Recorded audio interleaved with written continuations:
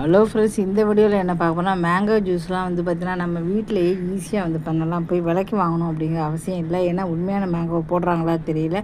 நான் சுத்தமான மாம்பழத்தை வாங்கி நல்லா கழுவி தோலை நல்லா சீவிட்டு அப்புறம் துண்டு துண்டாக கட் பண்ணி போட்டு கொஞ்சம் சீனியை போட்டுட்டு அதுக்கப்புறம் கொஞ்சம் பாலை ஊற்றிடலாம். பாலை ஊற்றிட்டு நல்லா வந்து பார்த்திங்கன்னா மிக்ஸி ஜாரில் அரைச்சோம்னா வந்துடும். அதுக்கப்புறம் மேலே வந்து ஐஸ்கிரீம் வாங்கி வச்சுக்கோங்க. அந்த ஐஸ்கிரீமே மேலே போட்டுக்குங்க. பாதாம் எடுத்து நல்லா இந்த மாதிரி துருவிக்குங்க. இல்லை உங்களுக்கு வேண்டாம், நான் கட் பண்ணுறதுக்கு பதில் இந்த மாதிரி வந்து செஞ்சால் ரொம்ப நல்லது. அதனால் நான்லாம் இப்போ தான் பண்ணுவேன்.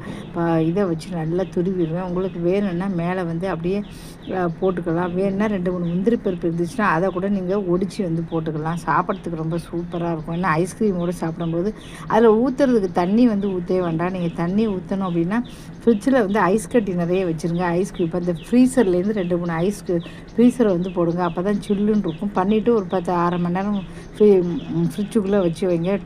நல்லா குளிராக வந்து யூஸ் பண்ணிங்கன்னா, குளிர் தண்ணி விட்டிங்கன்னா நல்லா சாப்பிட்றதுக்கும் ரொம்ப சூப்பராக இருக்கும். இதெல்லாம் வீட்டிலே பண்ணிடலாம் நம்ம. ஏன்னா வெளியில் வாங்கணும் அப்படிங்கிற அவசியம். முடிஞ்ச வரை வெளியில் வாங்கிறத தவிச்சிருங்க. வீட்டிலையே எல்லாமே பண்ணுங்கள். வெளியில் வாங்காதீங்க. ஏதோ அவசரத்துக்கு வாங்கினா பரவாயில்லை. இந்த வீடியோ பிடிச்சா மறக்காம சேனலை சப்ஸ்கிரைப் பண்ணுங்கள்.